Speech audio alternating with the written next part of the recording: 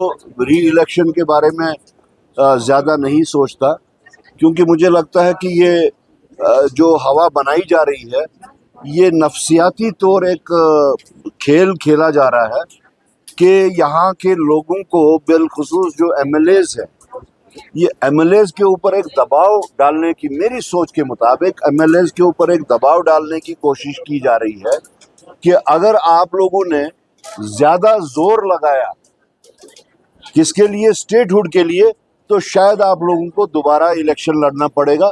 तो मेरे वास्ते ये एक नफसियाती दबाव वाला खेल है और उसमें मुझे कुछ और नहीं। मुझे तो आपसे पता लग रहा है कि कोई नई अलायंस बनी है, लेकिन जहाँ तक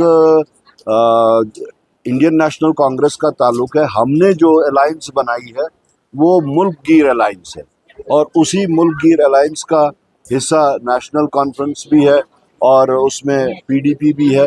बाकी हमें नए अलायंस के बारे में कुछ मालूमात भी नहीं है और उसका पर्पस क्या है वो भी नहीं मालूम। ठीक नहीं है तो उसका नतीजा भी फिर गलत निकलना चाहिए ना। अभी तक तो वैसा कुछ नहीं हुआ। देखिए, ये एक गलत परसेप्शन है कि अलायंस पार्टनर्स को 24 घंटे साथ साथ चलना है, उनके वो हर जगह दिखे जाने चाहिए इकट्ठे, वो हर चीज़ में दोनों लोग सामने होने चाहिए, तब माना जाएगा अलायंस है। नेशनल कॉन्फ्रेंस ने इलेक्शन लड़ा अपने मैनिफेस्टो के तहत, कांग्रेस ने इलेक्शन लड़ा अपने मैनिफेस्टो के तहत। उन्होंने इलेक्शन के वास्ते जो अपने प्रोमिसेस किए वो उनके अपने हैं, हमने जो प्रोमिसेस किए वो हमारे अपने हैं। हम तो ये कहते हैं कि अगर हम उस पोजीशन में होते, अगर हमें उतनी सीटें मिलती जो हमने प्रोमिसेस लोगों के वास्ते किए थे, तो उन प्रोमिसेस को पूरा करना हमारा फर्ज बनता था। लेकिन इस वक्त जो पोजीशन है, जो ये ड्यूअल कंट्रोल सिस्टम है, ये पूरी गवर्नेंस को इस वक्त डिस्टर्ब किए हुए है। ये इवन स्पिरिट ऑफ अलायंस के भी कहीं ना कहीं आड़े आता है, क्योंकि जिस तरीके से एलजी एडमिनिस्ट्रेशन अपने इख्तियारात को चाहे वो नहीं छोड़ना चाहती या सरकार जो है चाहे जो ड्यू है उससे ज़्यादा लेना चाहती, लेकिन इसका जो अल्टीमेट इसकी जो कैजुअलिटी होता है वो रियासत जम्मू कश्मीर के गरीब अवाम है। ये कोशिश है कि लोगों को इनके इस मुश्किलात और परेशानी से निकाला जाए, जिसका रास्ता हमने, हमारी रियासत हमारा हक का रास्ता है। मैंने अपनी तकरीर में भी कहा, हमारी रियासत हमारा हक जो है ये सिर्फ कांग्रेस या कांग्रेसी के वास्ते नहीं है, ये तो एक आम ओपन जो है रियासत जम्मू कश्मीर के 1,40,00,000 लोगों के वास्ते है। इससे जब मुस्तफीद होंगे यहाँ के लोग, इससे जो फायदा होगा वो सिर्फ कांग्रेस को नहीं है, कांग्रेसी को नहीं, नेशनल कॉन्फ्रेंस हो, बीजेपी, जितने भी सोसाइटी के जितने भी सेक्शंस हैं उनके वास्ते।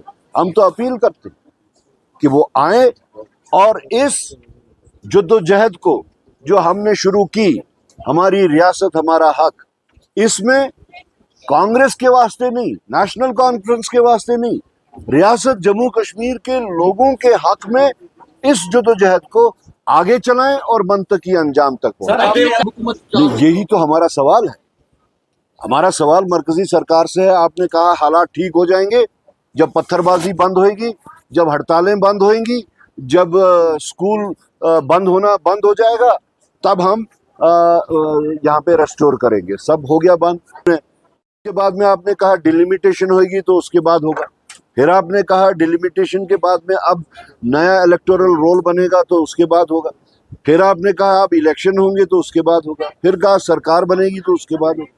इतने स्टेजेस आपने, इतने इम्तिहानों में आपने लोगों को डाला, तो सब इम्तिहानों से निकल के, सारी स्टेजेस से निकल के वो जो उन्होंने कंडीशंस रखी थी वो सारी फुलफिल हुई। तो इसीलिए हम कहते हैं कि हमको उनकी नीयत पे शक हो रहा है कि वो कहीं कुछ और, जैसे 400 पार का बीजेपी ने नारा दिया था, किस वास्ते दिया था? इस वास्ते दिया था कि जिस वक्त उनको उतने इख्तियारात हासिल होंगे पार्लियामेंट में, तो वो इस कॉन्स्टिट्यूशन को, जिस कॉन्स्टिट्यूशन की प्रोटेक्शन करते करते तमाम यहाँ के लोगों ने कुर्बानियां भी दी, उस कॉन्स्टिट्यूशन को वो टोटली मसक करना चाहते थे। एक ही तरीके से चलाना चाहते थे, एक ही रंग का कॉन्स्टिट्यूशन बनाना चाहते थे। तो उसी तरह हमें अपनी जगह शुबात हो रहे हैं कि कहीं उनको जम्मू कश्मीर को लेके उनकी नीयत में कहीं और चीज तो नहीं आ रही।